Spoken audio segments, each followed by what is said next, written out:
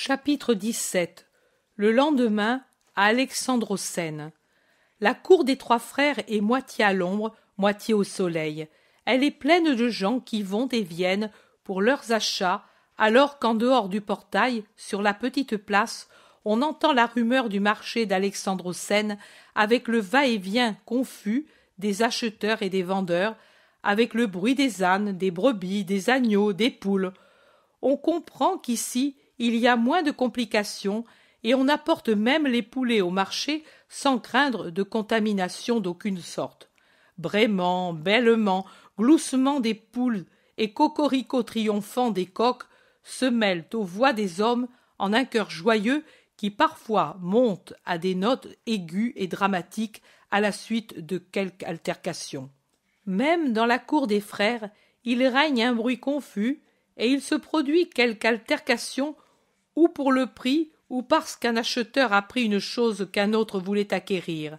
Elle n'est pas absente non plus la plainte lamentable des mendiants qui, de la place, près du portail, défilent la litanie de leur misère sur un air triste comme la plainte d'un mourant.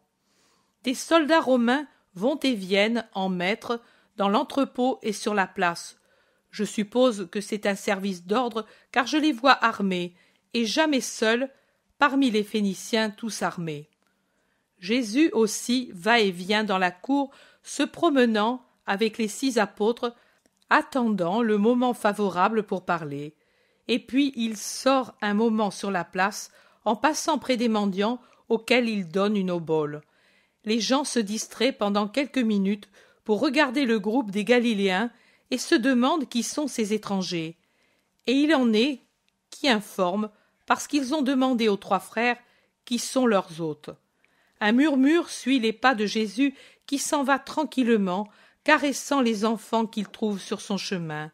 Il y a aussi, au milieu du murmure, les ricanements et les épithètes peu flatteuses pour les Hébreux, et aussi le désir honnête d'entendre ce prophète, ce rabbi, ce saint, ce messie d'Israël auquel ils donnent ces noms lorsqu'ils en parlent, selon leur degré de foi et de rectitude de leurs âmes. J'entends de mer, mais est-ce vrai? C'est Daniel qui me l'a dit, justement à moi. Il a parlé à Jérusalem avec des gens qui ont vu les miracles du saint. Oui, d'accord, mais est-ce bien cet homme? Oh, Daniel m'a dit que ce ne peut être que lui à cause de ce qu'il dit. Alors, que dis-tu? Il me fera grâce, même si je ne suis que prosélyte? Je dirais que oui, et c'est, peut-être il ne reviendra plus ici chez nous, et c'est, il ne te fera sûrement pas de mal. J'y vais, dit la petite femme, en laissant en plan le vendeur de vaisselle avec lequel elle marchandait des assiettes.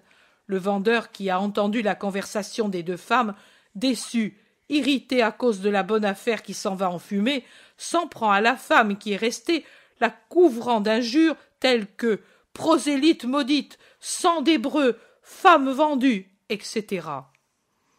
J'entends 2 hommes graves et barbus. J'aimerais l'entendre, on dit que c'est un grand rabbi. Un prophète, dois-tu dire, plus grand que le Baptiste. Élie m'a dit certaines choses. Il est au courant, car il a une sœur mariée à un serviteur d'un grand riche d'Israël, et pour avoir de ses nouvelles, s'informe auprès des serviteurs. Ce riche est très ami du rabbi. Un 3e, un Phénicien peut-être, qui a entendu, parce qu'il était tout près, amène sa figure sournoise, moqueuse, entre les 2, et raille. Belle sainteté, confite dans la richesse, à mon avis, un saint devrait vivre pauvrement.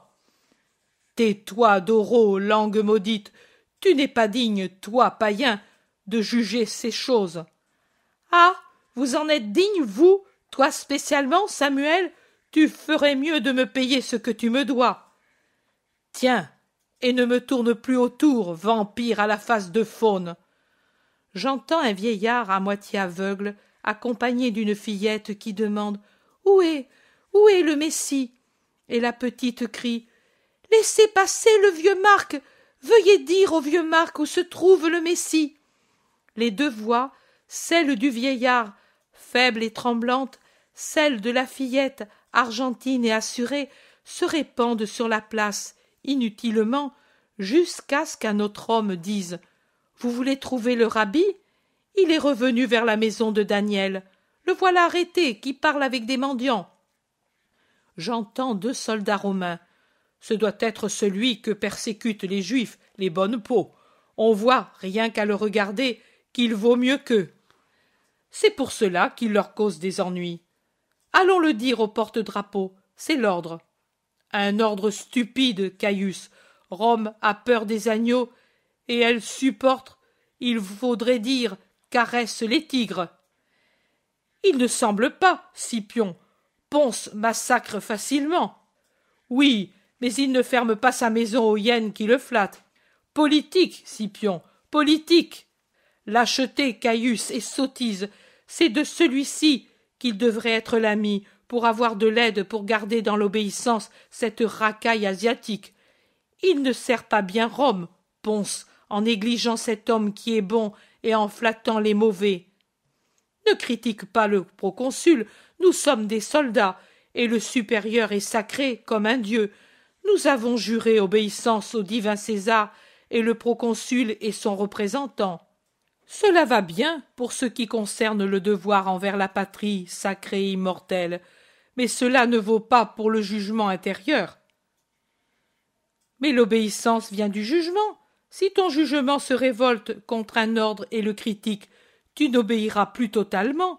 Rome s'appuie sur notre obéissance aveugle pour protéger ses conquêtes.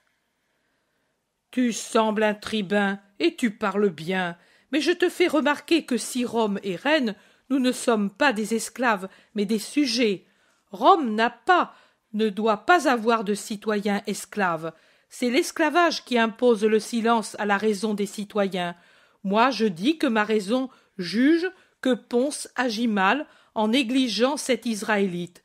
Appelle-le Messie, saint, prophète, rabbi, à ton goût. Et j'ai le sentiment que je puis le dire, car ma fidélité à Rome n'en est pas amoindrie, ni mon amour. Mais au contraire, je le voudrais parce que lui, en enseignant le respect envers les lois et les consuls comme il le fait, coopère à la prospérité de Rome. Tu es cultivé, Scipion, tu feras ton chemin, tu es déjà avancé.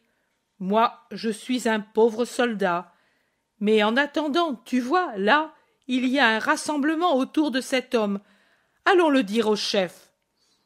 En effet, près du portail des 3 frères, il y a un tas de gens autour de Jésus qui, par sa grande taille, est bien en vue. Puis tout à coup, un cri s'élève, et les gens s'agitent. Certains accourent du marché, alors que d'autres s'éloignent vers la place et au-delà. Questions, réponses. Qu'est-il arrivé? Qu'y a-t-il? L'homme d'Israël a guéri le vieux Marc. Le voile de ses yeux a disparu, a disparu, a disparu. Jésus, entre-temps, est entré dans la cour avec une suite de gens. En arrière, se traînant péniblement, il y a un des mendiants, un bancal, qui se traîne avec les mains plutôt qu'avec les jambes. Mais si les jambes sont tordues et sans force, et sans l'aide de béquilles il ne saurait avancer, la voix est très robuste. On dirait une sirène qui déchire l'atmosphère ensoleillée du matin. « Saint, Saint, Messie, Rabbi, pitié !» Il ne cesse de crier à perdre haleine. 2 ou 3 personnes se retournent. « Garde ton souffle. Marc est hébreu, toi, pas. Il accorde des grâces aux vrais Israélites, pas aux fils de chiens. Ma mère était juive. Et Dieu l'a frappée en te donnant à elle, toi, monstre, à cause de son péché. Va-t'en, fils de louve, retourne à ta place, être pétri de boue. » L'homme s'adosse au mur, humilié, effrayé par la menace des poings tendus. Jésus s'arrête, se retourne, regarde. Il commande. « Homme, viens ici. » L'homme le regarde ceux qui le menacent, et il n'ose pas avancer. Jésus fend la petite foule, et il va à lui. il le prend par la main, c'est-à-dire lui met la main sur l'épaule et dit « N'aie pas peur, viens avec moi ». Et regardant les gens cruels, il dit, l'air sévère « Dieu appartient à tous les hommes qui le cherchent et sont miséricordieux ». Les gens comprennent l'allusion, et maintenant ce sont eux qui restent en arrière, ou plutôt qui s'arrêtent où ils sont. Jésus se retourne, il les voit là, confus, prêts à s'en aller, et il leur dit « Non, venez vous aussi, cela vous fera du bien à vous aussi, cela redressera et fortifiera votre âme, comme je redresse et fortifie cet homme, parce qu'il a su avoir foi. Homme, je te le dis, sois guéri de ton infirmité. » Et il retire la main de l'épaule du bancal, après que celui-ci ait éprouvé une sorte de secousse. L'homme se redresse avec assurance sur ses jambes, jette ses vieilles béquilles, et il crie « Il m'a guéri, louange au Dieu de ma mère !» Et puis il s'agenouille pour baiser le bord du vêtement de Jésus. L'agitation des gens qui veulent voir ou qui, ayant vu, font des commentaires est à son comble. Dans le fond de l'entrée qui mène de la place à la cour, les cris qui viennent de la foule résonnent bruyamment et se répercutent contre les murs du camp. Les troupes doivent craindre qu'il se soit produit une rixe, cela doit se produire facilement dans ces endroits où il y a tant d'opposition de race et de religion, et le porte-drapeau accourt en se frayant brutalement un chemin et en demandant ce qui arrive. « Un miracle! Un miracle! Jonas, le bancal, a été guéri! Le voilà près de l'homme de Galilée !» Les soldats se regardent entre eux.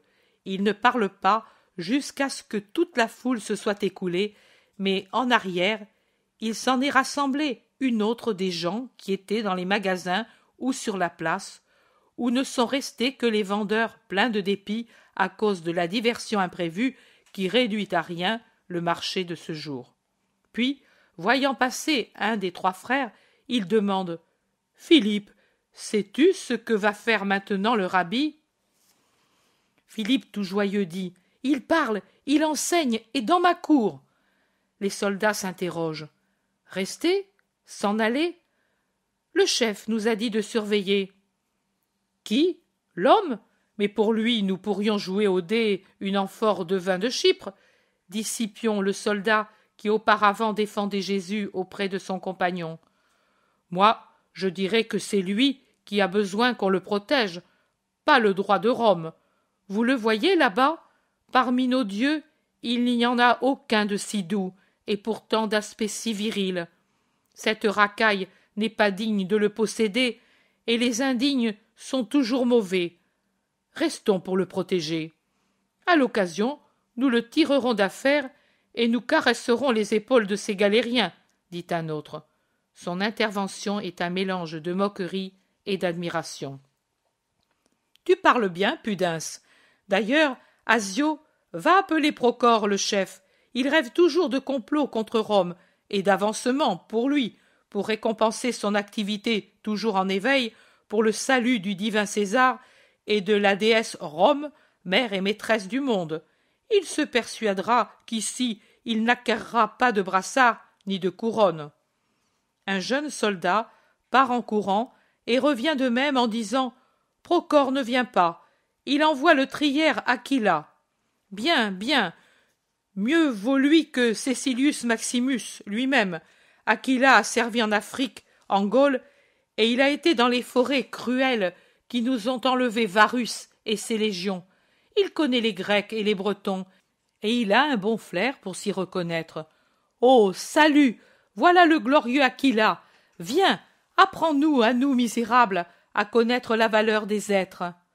Vive Aquila, chef des troupes! Crient tous les soldats, en donnant des tapes affectueuses aux vieux soldats dont on ne compte plus les cicatrices sur le visage, les bras et les mollets nus. Lui sourit d'un air débonnaire et il s'écrie « Vive Rome, maîtresse du monde ! Pas moi, pauvre soldat. Qu'y a-t-il donc ? Il faut surveiller cet homme grand et qui est blond comme le cuivre le plus clair. Bien, mais qui est-ce ? Il l'appelle le Messie. Il s'appelle Jésus et il est de Nazareth. C'est celui, sais-tu, pour qui on a transmis l'ordre.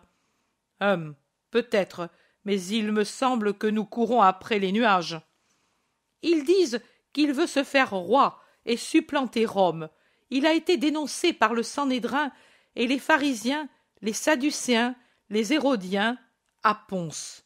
Tu sais que les Hébreux ont ce ver dans le crâne, et de temps à autre il en sort un roi.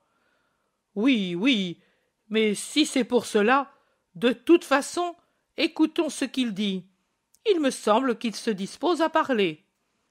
J'ai su par un soldat qui est avec le centurion que Publius Quintilianus lui en a parlé comme d'un philosophe divin.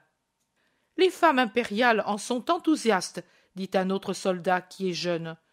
Je le crois, j'en serais enthousiaste moi aussi si j'étais une femme, et je le voudrais dans mon lit, dit en riant franchement un autre jeune soldat. Tais-toi, impudique, la luxure te dévore, plaisante un autre. Et toi pas, Fabius? Anne, Syrah, Alba, Marie. Tais-toi, Sabin, il parle et je veux écouter, commande le trière, et tous se taisent. Jésus est monté sur une caisse installée contre un mur. Il est donc bien visible pour tout le monde. Son doux salut s'est déjà répandu dans l'air, et il a été suivi par les paroles. Enfant d'un unique Créateur, écoutez. Puis, dans le silence attentif des gens, il continue. Le temps de la grâce est venu pour tous, non seulement pour Israël, mais pour le monde entier. Hébreux, qui vous trouvez ici pour diverses raisons, prosélytes, phéniciens, gentils, écoutez tous la parole de Dieu. Comprenez la justice, connaissez la charité. Possédant la sagesse, la justice et la charité, vous aurez le moyen d'arriver au royaume de Dieu, à ce royaume qui n'est pas réservé aux seuls fils d'Israël, mais à tous ceux qui désormais aimeront le vrai, l'unique Dieu, et croiront à la parole de son Verbe. Écoutez, je suis venu de si loin, non pas avec des visées d'usurpateur, ni avec la violence de conquérants.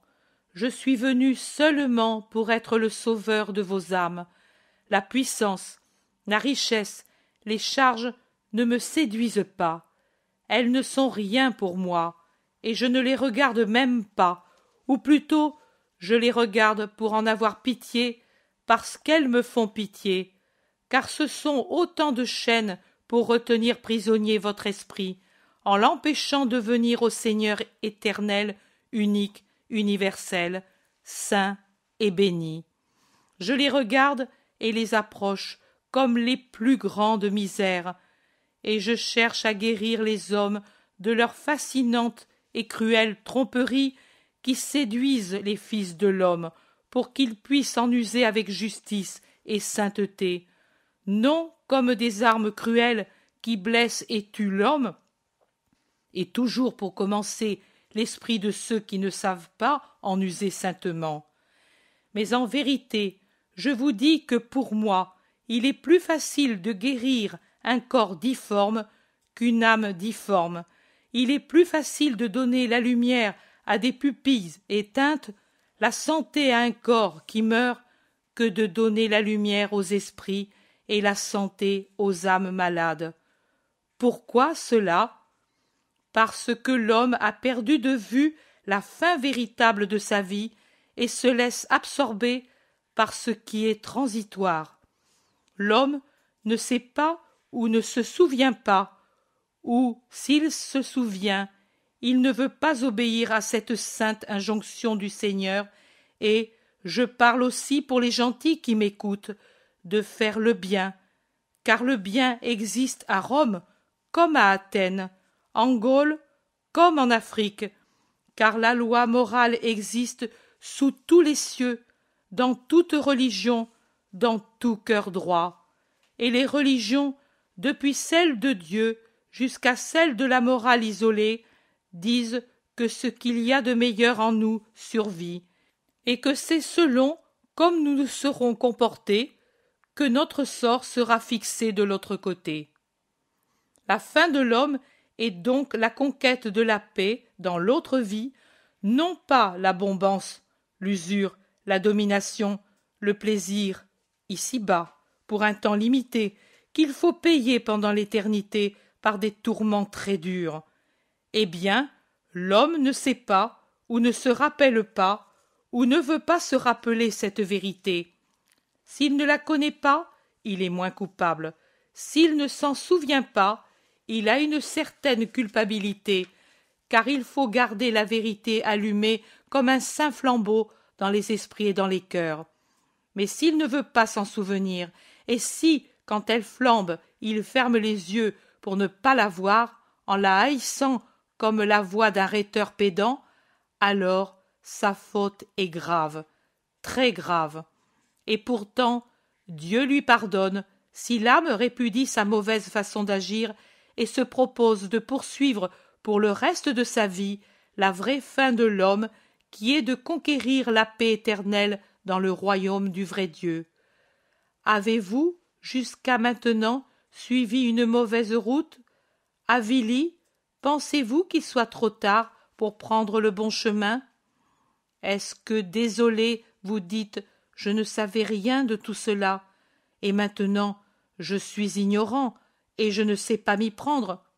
Non, ne pensez pas qu'il en soit comme des choses matérielles, et qu'il faut beaucoup de temps et de peine pour refaire ce qui a déjà été fait, mais avec sainteté. La bonté de l'Éternel, le véritable Seigneur Dieu, est telle qu'il ne vous fait certainement pas parcourir de nouveau à rebours le chemin déjà fait pour vous ramener au carrefour où vous, en errant, avez quitté le bon sentier pour le mauvais. Elle est si grande que du moment où vous dites « Je veux appartenir à la vérité », c'est-à-dire à Dieu parce que Dieu est vérité, Dieu, par un miracle tout spirituel, verse en vous la sagesse par laquelle, d'ignorants, vous devenez possesseurs de la science surnaturelle, comme ceux qui depuis des années la possèdent. La sagesse, c'est vouloir Dieu, aimer Dieu, cultiver l'esprit, tendre au royaume de Dieu en répudiant tout ce qui est chair, monde et Satan. La sagesse, c'est obéir à la loi de Dieu, qui est loi de charité, d'obéissance, de continence, d'honnêteté. La sagesse, c'est aimer Dieu avec tout soi-même, aimer le prochain comme nous-mêmes. Ce sont les deux éléments indispensables pour être sage de la sagesse de Dieu. Et dans notre prochain, il n'y a pas seulement ceux de notre sang ou de notre race et de notre religion, mais tous les hommes, riches ou pauvres, sages ou ignorants, hébreux, prosélytes, phéniciens, grecs, romains. Jésus est interrompu par des cris menaçants de certains forcenés. Il les regarde et il dit « Oui, cela c'est l'amour. Je ne suis pas un maître servile. Je dis la vérité, car c'est ainsi que je dois faire pour semer en vous ce qui est nécessaire pour la vie éternelle. Que cela vous plaise ou non, je dois vous le dire pour faire mon devoir de rédempteur. À vous de faire le vôtre de besogneux de la rédemption. Aimez donc le prochain, tout le prochain, d'un amour saint. Non pas d'un louche concubinage d'intérêt pour lequel est anathème le Romain, le Phénicien ou le prosélyte, ou vice-versa, tant que ne se mêle pas la sensualité ou l'argent, alors que s'il y a soif de sensualité ou intérêt d'argent, les anathèmes disparaissent. Une autre rumeur de la foule, alors que les Romains, de leur place dans l'atrium, s'écrient « Par Jupiter, il parle bien celui-ci !» Jésus laisse la rumeur se calmer et reprend. Aimez le prochain comme nous voudrions être aimés, car cela ne nous fait pas plaisir d'être maltraités, vexés, volés, opprimés, calomniés, insultés. Les autres ont la même susceptibilité nationale ou personnelle. Ne faisons donc pas le mal que nous ne voudrions pas, réciproquement, qu'il nous fût fait. La sagesse, c'est d'obéir aux 10 commandements de Dieu. Je suis le Seigneur ton Dieu, n'en aie pas d'autre en dehors de moi. N'aie pas d'idole, ne leur rends pas un culte. N'emploie pas le nom de Dieu en vain. C'est le nom du Seigneur, ton Dieu, et Dieu punira celui qui s'en sert sans raison ou pour des imprécations ou pour valider un péché. Souviens-toi de sanctifier les fêtes. Le sabbat est sacré pour le Seigneur qui s'y reposa de la création et l'a béni et sanctifié. Honore ton père et ta mère afin de vivre en paix longuement sur la terre et éternellement dans le ciel. Ne tue pas, ne commets pas l'adultère, ne vole pas, ne parle pas faussement contre ton prochain. Ne désire pas la maison, la femme, le serviteur, la servante, le bœuf, l'âne de ton prochain, ni autre chose qui lui appartienne. Cela, c'est la sagesse. Celui qui fait cela est sage, et il conquiert la vie et le royaume sans fin. Donc, à partir d'aujourd'hui, proposez-vous de vivre selon la sagesse, en la faisant passer avant les pauvres choses de la terre. Que dites-vous? Parlez? Vous dites qu'il est tard? Non. Écoutez une parabole. Un maître sortit au point du jour pour engager des travailleurs pour sa vigne, et il convint avec eux d'un denier pour la journée. Il sortit de nouveau à l'heure de tierce, et réfléchissant que les travailleurs engagés étaient peu nombreux, voyant d'autre part sur la place des travailleurs désœuvrés qui attendaient qu'on les embauche, il les prit et il leur dit « Allez à ma vigne, et je vous donnerai ce que j'ai promis aux autres. » Et ils y allèrent. Il sortit à Sexte et à None, et il en vit d'autres encore, et il leur dit « Voulez-vous travailler dans mon domaine? Je donne un denier par jour à mes travailleurs. » Ces derniers acceptèrent, et ils y allèrent. Ils y allèrent. Ils y allèrent. Il sortit enfin vers la 11e heure, et il en vit d'autres qui paraissaient au coucher du soleil. « Que faites-vous ainsi, oisifs? N'avez-vous pas honte de rester à rien faire pendant tout le jour ?» leur demanda-t-il. « Personne ne nous a embauchés pour la journée. Nous aurions voulu travailler et gagner notre nourriture, mais personne ne nous a appelés à sa vigne. »« Eh bien, je vous embauche pour ma vigne. Allez, et vous aurez le salaire des autres. » Il parla ainsi, car c'était un bon maître, et il avait pitié de l'avilissement de son prochain. Le soir venu, et les travaux terminés, l'homme appela son intendant et lui dit « Appelle les travailleurs, et paie-leur leur salaire selon ce que j'ai fixé, en commençant par les derniers, qui sont les plus besogneux, n'ayant pas eu pendant la journée la nourriture que les autres ont eue une ou plusieurs fois, et qui, même par reconnaissance pour ma pitié, ont travaillé plus que tous. Je les ai observés. Renvoie-les pour qu'ils aillent au repos qu'ils ont bien mérité et pour jouir avec les leurs du fruit de leur travail. » Et l'intendant fit ce que le maître ordonnait en donnant à chacun un denier. Vinrent en dernier ceux qui travaillaient depuis la première heure du jour. Ils furent étonnés de ne recevoir eux aussi qu'un seul denier, et ils se plaignirent entre eux et à l'intendant qui leur dit « J'ai reçu cet ordre. Allez vous plaindre au maître et pas à moi. » Ils s'y rendirent et ils dirent « Voilà, tu n'es pas juste. Nous avons travaillé 12 heures, d'abord à la rosée et puis au soleil ardent, et puis de nouveau dans l'humidité du soir, et tu nous as donné le même salaire qu'à ces paresseux qui n'ont travaillé qu'1 heure. Pourquoi cela ?» Et l'un d'eux surtout élevait la voix en se déclarant trahi et indignement exploité. « Ami, en quoi t'ai-je fait tort? De quoi ai-je convenu avec toi à l'aube? une journée de travail continu pour 1 denier de salaire, n'est-ce pas?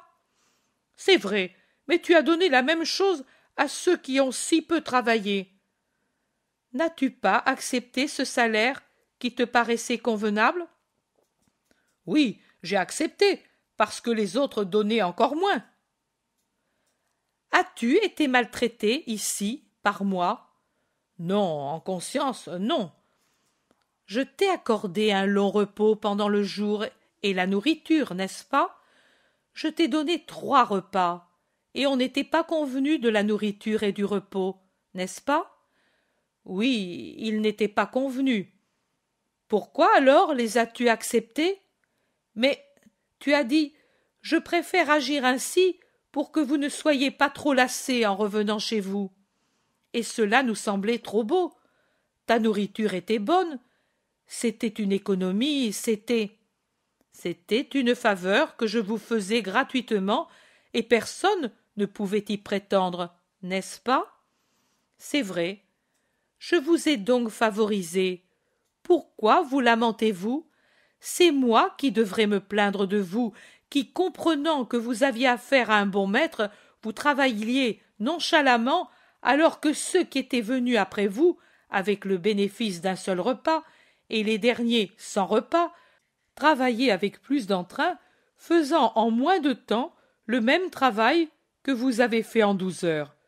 Je vous aurais trahi si, pour payer ceci, je vous avais enlevé la moitié de votre salaire. Pas ainsi. Prends donc ce qui te revient, et va-t'en. Voudrais-tu venir chez moi pour m'imposer tes volontés? Moi je fais ce que je veux, et ce qui est juste. Ne sois pas méchant, et ne me porte pas à l'injustice. Je suis bon. Oh, vous tous qui m'écoutez, je vous dis en vérité que Dieu le Père propose à tous les hommes les mêmes conditions et promet un même salaire. Celui qui, avec zèle, se met au service du Seigneur sera traité par lui avec justice, même s'il n'a pas beaucoup travaillé à cause de l'imminence de sa mort. En vérité, je vous dis que ce ne sont pas toujours les premiers qui seront les premiers dans le royaume des cieux, et que là-haut on verra de ceux qui étaient les derniers devenir les premiers, et d'autres qui étaient les premiers être les derniers. Là, on verra beaucoup d'hommes qui n'appartiennent pas à Israël, plus saints que beaucoup d'Israël. Je suis venu appeler tout le monde au nom de Dieu, mais si les appelés sont nombreux, peu nombreux sont les choisis, car peu nombreux sont ceux qui veulent la sagesse. N'est pas sage celui qui vit du monde et de la chair, et non pas de Dieu. Il n'est pas sage ni pour la terre, ni pour le ciel, car sur la terre il s'attire des ennemis, des punitions, des remords, et pour le ciel il perd tout pour l'éternité. Je répète, soyez bons avec le prochain, quel qu'il soit. Soyez obéissants, en laissant à Dieu le soin de punir celui qui donne des ordres injustes. Soyez continents, en sachant résister au sens, honnêtes en résistant à l'or. Soyez cohérents pour dire anathème à ceux qui le méritent et à le refuser quand la chose vous semble juste, quitte ensuite à établir des relations avec ceux dont vous aviez d'abord maudit l'idée. Ne faites pas aux autres ce que vous ne voudriez pas qu'il vous soit fait. Et alors? Mais va-t'en, ennuyeux prophète, tu nous as gâté le marché, tu nous as enlevé les clients, crient les marchands en faisant irruption dans la cour. Et ceux qui avaient murmuré dans la cour aux premiers enseignements de Jésus, ce n'étaient pas seulement des Phéniciens, mais aussi des Hébreux qui se trouvent dans la ville, pour je ne sais quel motif, s'unissent aux marchands pour insulter et menacer, et surtout pour le chasser. Jésus ne plaît pas parce qu'il ne pousse pas au mal. Il croise les bras et regarde attristé, solennel, solennel, solennel. Les gens, divisés en 2 parties, en viennent aux mains pour défendre ou attaquer le Nazaréen. Insultes, louanges, malédictions, bénédictions, des apostrophes. Ils ont raison, les pharisiens. Tu es vendu à Rome, l'ami des publicains et des courtisanes. Ou par contre, taisez-vous, blasphémateurs, c'est vous qui êtes vendus à Rome, Phéniciens d'enfer. Vous êtes des satans, que l'enfer vous engloutisse. Hors d'ici, hors d'ici, hors d'ici, voleurs qui venez faire le marché ici, usuriers, etc. Les soldats interviennent en disant « Ce n'est pas lui qui met le trouble, il le subit », et avec leurs lances, ils font évacuer la cour et ferment le portail. Il reste avec Jésus les 3 frères prosélytes et les 6 disciples. Mais comment vous est-il venu à l'idée de le faire parler demande le trière aux 3 frères. Élie répond « Il y en a tant qui parlent. Oui, et il n'arrive rien, car ils enseignent ce qui plaît à l'homme, mais ce n'est pas cela que lui enseigne, et il ne le digère pas. » Le vieux soldat regarde avec attention Jésus qui est descendu de sa place et qui est debout comme abstrait. Au dehors, la foule est toujours en effervescence. Aussi, on fait sortir d'autres troupes de la caserne et avec elles le centurion en personne. Ils frappent et se font ouvrir alors que d'autres restent pour repousser aussi bien ceux qui crient « Vive le roi d'Israël !» que ceux qui le maudissent. Le centurion s'amène inquiet et en colère s'en prend au vieil Aquila. « C'est ainsi que tu fais respecter Rome, toi, en laissant acclamer un roi étranger sur une terre soumise ?» Le vieux soldat salue avec froideur et répond « Il enseignait le respect et l'obéissance, et il parlait d'un royaume qui n'est pas de cette terre. C'est pour cela qu'ils le haïssent, car il est bon et respectueux. Je n'ai pas trouvé motif d'imposer le silence à quelqu'un qui n'attaquait pas notre loi. » Le centurion se calme et bougonne. « Alors, c'est une nouvelle sédition de cette infecte racaille. C'est bien. Donnez l'ordre à l'homme de s'en aller immédiatement. Je ne veux pas d'histoire ici. Obéissez et escortez-le hors de la ville dès que le chemin sera libre, qu'il aille où il lui plaira, aux enfers s'il le veut, mais qu'il sorte de ma juridiction. Compris ? Oui, nous le ferons. » Le centurion tourne le dos en faisant briller sa cuirasse et ondoyer son manteau pourpre, et il s'en va sans même regarder Jésus. Les 3 frères disent au maître « Nous sommes désolés. » « Ce n'est pas votre faute, et ne craignez pas, vous n'en éprouverez pas de mal. C'est moi qui vous le dis. » Les 3 changent de couleur. Philippe dit « Comment connais-tu notre peur ?» Jésus sourit doucement, un rayon de soleil sur son visage attristé. « Je sais ce qu'il y a dans les cœurs, et je connais l'avenir. » Les soldats, en attendant, se sont mis au soleil. Ils lorgnent, commentent. « Comment donc pourrait-il nous aimer s'il le déteste, lui qui ne les opprime pas ? Et qui fait des miracles, devrais-tu dire. Par Hercule, quel est celui de nous qui est allé prévenir qu'il y avait un suspect? C'est Caius, celui qui fait du zèle. En attendant, nous avons manqué la soupe, et je prévois que je vais perdre le baiser d'une fillette. Ah ! Épicurien, où est ta belle? Je ne te le dirai sûrement pas à toi, ami. Elle est derrière le potier, du côté des fondations, je le sais. Je t'ai vu il y a quelques soirs, dit un autre. Le trière, comme s'il passait, va vers Jésus et lui tourne autour. Il le regarde, il ne sait que dire. Jésus lui sourit pour l'encourager. L'homme ne sait que faire, mais il s'approche davantage. Jésus montre les cicatrices. Toutes des blessures, tu es un preux et infidèle alors. Le vieux soldat rougit à ce compliment. Tu as beaucoup souffert pour l'amour de ta patrie et de ton empereur. Ne voudrais-tu pas souffrir un peu pour une plus grande patrie, le ciel, pour un empereur éternel, Dieu?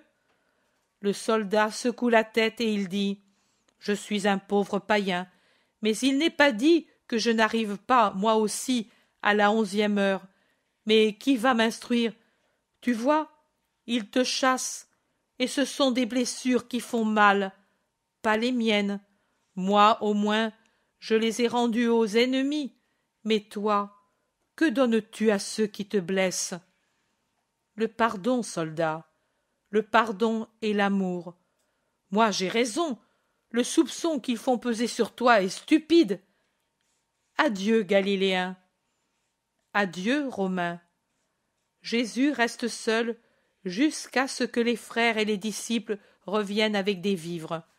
Les frères en offrent aux soldats pendant que les disciples en offrent à Jésus. Ils mangent sans appétit, au soleil, pendant que les soldats mangent et boivent joyeusement. Puis un soldat sort pour regarder sur la place silencieuse. « Nous pouvons aller, crie-t-il. Ils sont tous partis. Il n'y a plus que les patrouilles. » Jésus se lève docilement, il bénit et réconforte les 3 frères auxquels il donne un rendez-vous pour la Pâque au Gethsémani, et il sort, encadré par les soldats, avec ses disciples humiliés qui viennent par derrière, et ils suivent la route vide jusqu'à la campagne. « Salut, Galiléens, dit le trière. Adieu, Aquila, je t'en prie, ne faites pas de mal à Daniel, Élie et Philippe, c'est moi seul le coupable, dis-le au centurion. Je ne vais rien dire, à cette heure il ne s'en souvient même plus, et les 3 frères nous fournissent un bon ravitaillement, spécialement de ce vin de Chypre que le centurion aime plus que la vie. Sois tranquille, adieu. » Ils se séparent. Les soldats repassent les portes. Jésus et les siens se dirigent vers l'est à travers la campagne silencieuse.